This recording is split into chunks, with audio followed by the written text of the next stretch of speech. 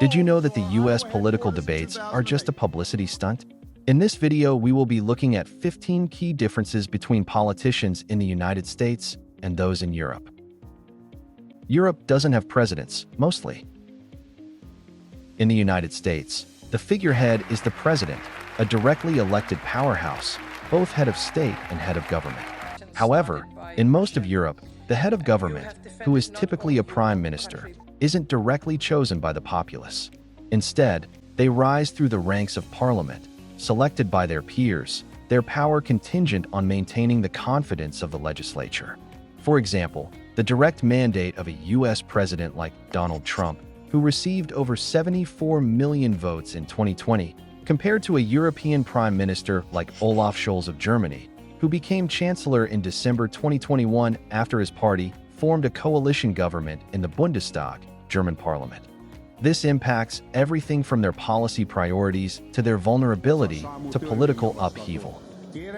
Lavish campaigns are done for U.S. politicians. Because this is where our movement for Money change talks, especially in politics, and the volume is deafening in the United States. The mere scale of campaign spending, fueled by private donations from individuals, corporations, and PACs, dwarfs what you typically see in Europe.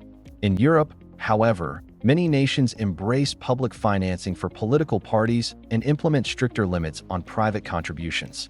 The 2020 U.S. presidential election saw total spending exceeding $14 billion, a staggering amount fueled by private contributions. In contrast, Germany's political parties receive significant public funding, and there are strict limits on individual and corporate donations, as outlined in their Party Funding Act. It begs the question, does the flow of campaign cash dictate who gets a voice and what policies get prioritized? Religious leaders have a major influence in U.S. politics. In the U.S., religious leaders play important and sometimes decisive roles in shaping political discourse and voting patterns for a substantial portion of the electorate. From social issues to foreign policy, a candidate's faith, or lack thereof, can be a major talking point. While religion certainly exists in Europe, religious leaders don't have much influence on swaying the hearts of people to a particular politician. During the 2004 U.S. presidential election, the religious beliefs of both George Bush and John Kerry were heavily discussed, and endorsements from religious figures were actively sought. The media portrays U.S. politicians like celebrities. We choose something different. In the U.S., politicians are seen for their personalities, as celebrities, and even scandals. The focus can sometimes drift away from in-depth analysis of their policy proposals to their latest personal drama. While U.S. politicians actively engage with constituents on social media, creating a direct line of communication, the traditional media can be dominated by the sensational. In Europe, while personality certainly plays a role, established newspapers and public broadcasters often maintain a stronger emphasis on policy analysis, ideological debates, and the broader political context. This shapes what information voters prioritize and the criteria they use to evaluate their leaders. The constant media coverage surrounding Donald Trump's tweets and personal life, even while in office, exemplifies the celebrity-like treatment of U.S. politicians. In contrast, when Angela Merkel was Chancellor of Germany, while her personality was noted, the media primarily focused on her policy decisions and political maneuvering. Political history matters in Europe. In Europe, you often encounter a more professionalized political class. Many politicians enter politics at a younger age, climbing the ranks within party structures, serving as political staffers, or working in related roles. There's often a greater emphasis on formal education in fields like law, economics, or political science for European politicians. In contrast, the U.S. has a stronger tradition of politicians coming from diverse professional backgrounds: business leaders, lawyers, doctors, even celebrities transitioning into public service. Emmanuel Macron became president of France in 2017 at the age of 39, having previously worked as an investment banker and served as Minister of Economy, Industry, and Digital Affairs. This relatively swift rise through political ranks after formal education is more common in Europe than in the US, where someone like Arnold Schwarzenegger became governor of California in 2003 after a successful career as a bodybuilder and actor. Politicians in the top two parties are rated more in the US. All things are possible. In the US, politicians in the top two parties, Democrats and Republicans, are often treated like national celebrities. Their actions, gaffes, and statements dominate the media, and they receive far more attention than third-party figures. This fame can translate into higher approval or disapproval ratings, creating a constant spotlight. In Europe, with its multi-party system, attention is more evenly distributed. Politicians rise and fall within smaller party frameworks, often without the same level of public adoration or scrutiny. As a result, American politicians from the two main parties tend to be more widely known and judged on a global scale. The world closely follows the speeches and actions of the US president, as seen with Joe Biden's international trips. US politicians run endless campaigns to defeat the opposition. In the US, politicians focus on defeating the opposition rather than working together, making it an endless loop of campaign runs. In contrast, European politicians, operating in multi-party coalitions, must negotiate and build alliances to stay in power. This encourages collaboration and more consensus-driven policymaking. While US leaders may gain popularity by standing firm, European politicians often gain influence by being flexible and pragmatic. Frequent government shutdowns and intense partisan battles in the US Congress, such as those seen during the Obama or Trump administrations, contrast with the more common practice in countries like the Netherlands, where forming a coalition government after an election can take months, but ultimately leads to power sharing among multiple parties. Campaigns in Europe are mostly at grassroots level. In the US, politicians have massive rallies, highly energized volunteer efforts, and a significant investment in mobilizing voters through large-scale events and direct outreach. While grassroots activism exists in Europe, political engagement might manifest differently, through established party structures, labor unions, or social movements. Campaign events can be smaller and more localized to strengthen direct dialogue and community organizing. A presidential rally for a US candidate like Barack Obama in 2008 could draw tens of thousands of people to a stadium. In contrast, a campaign event for a candidate in a German state election might involve a local politician speaking at a town hall or market square. Populist politicians mean different things in the US and Europe. Thank you very much. Wow. In the US, populist leaders often pitch themselves as anti-elite, anti-media, and pro-nationalism. They rally around slogans like "Drain the Swamp" or "America First." In Europe, populism can be far left, far right, or even green.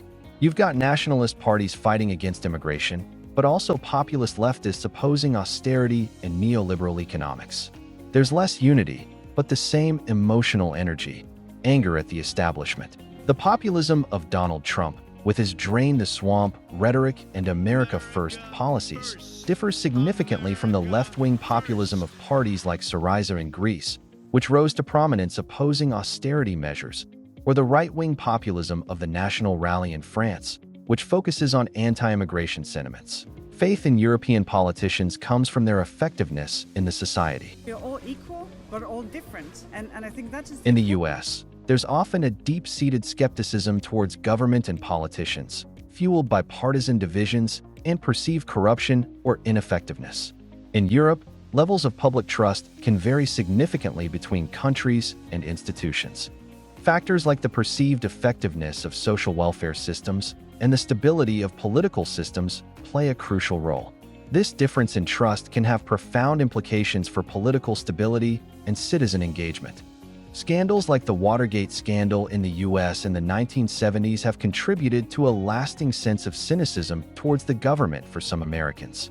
In contrast, countries with strong social safety nets and relatively low levels of corruption, like Denmark, often experience higher levels of public trust in their political institutions. In the years to come, Scandals can end careers fast in Europe, not so much in the US. A US politician can be under indictment and still lead in the polls. Think about it. Scandals rarely end careers in America. They're often just chapters in a comeback angle. Europe is much stricter. Misuse public funds? You resign. Caught plagiarizing a college paper? You resign. Even small violations of ethics or transparency can lead to immediate exits. The idea of taking responsibility is more than a talking point in Europe, it's an expectation. In 2011, German Defense Minister Karl Theodor zu Guttenberg resigned after it was discovered that he had plagiarized parts of his doctoral dissertation. Similarly, in 2019, the Austrian Vice-Chancellor Heinz Christian Strache resigned in disgrace after a video surfaced showing him appearing to offer government contracts in exchange for political support. Political debates are just another publicity stunt. I think it's a party issue. You can bring in a couple of examples, but if you look... U.S. debates are seen as media events by politicians. Media networks promote them like boxing matches. The goal? Land a viral quote. Look strong. Win the night. European debates, while not always riveting, often have politicians focusing more on policy detail. And sometimes, debates in parliamentary chambers are even more consequential than televised showdowns. Think of the sound bites and often personal attacks that dominate U.S. presidential debates, such as the "You're no Jack Kennedy" moment between Ronald Reagan and Jimmy Carter in 1980. In contrast, debates in the European Parliament in Brussels often involve detailed discussions of complex legislative proposals. Politicians in Europe are young. American politicians are mostly old, presidents in their late 70s, Senate leaders pushing 90. It's not uncommon for top officials to have started their careers in the 1970s. Europe has a much younger political class. Leaders in their 30s and 40s are the norm, not the exception. Youthful energy is embraced, not questioned. Consider the age of U.S. political leaders like ex-President Joe Biden, born in 1942, and Senate Minority Leader Chuck Schumer, born in 1950. Compare this to leaders like Sanna Marin of Finland, who became Prime Minister in 2019 at the age of 34, or Gabriel Attal, who became Prime Minister of France in 2024 at 34. Legal cases as a politician in Europe disqualifies you. 1990s, when I was younger. In the US, facing legal trouble doesn't disqualify you. In fact, it might rally your base. Politicians often dismiss indictments as witch hunts and continue campaigning. In Europe, legal problems are taken more seriously, and the public expects consequences. Politicians accused of wrongdoing typically resign, or at least step back while investigations happen. In Italy, politicians facing serious corruption charges often come under immense public pressure to resign, even before a conviction. Politicians in the US tend to retain paparazzi, even post-politics. In the US, the post-politics life can be just as public as the career. Think book tours, podcast empires, or million-dollar speaking gigs. Political careers often segue into media stardom. Europe? Less glamorous. Former leaders might take on diplomatic posts, join think tanks, or exit public life entirely. They're not trying to become talk show regulars, and that's by design. Former U.S. presidents like Barack Obama and Joe Biden continue to be major media figures, giving speeches, writing books, and influencing political discourse long after leaving the White House.